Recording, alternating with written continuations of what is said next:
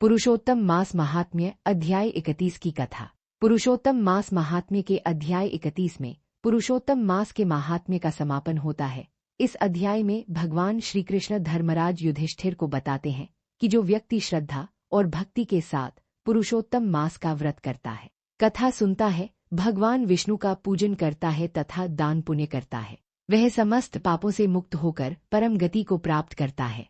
भगवान कहते हैं कि यह मास सभी महीनों में श्रेष्ठ है, क्योंकि यह स्वयं भगवान पुरुषोत्तम श्रीहरि को समर्पित है। इस मास में किया गया छोटा सा पुण्यकर्म भी अनंत गुना फल देता है।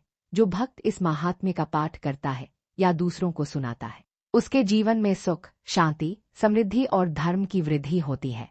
कथा में यह भी बताया गया है कि पुरुषोत्तम मास के दौरान किए गए जप, तप, व्रत, उपवास, गीता पाठ, भागवत श्रवण, तुलसी पूजा, दीपदान और अन्नदान का फल अक्षय होता है। ऐसे भक्त पर भगवान विष्णु और माता लक्ष्मी की विशेष कृपा बनी रहती है।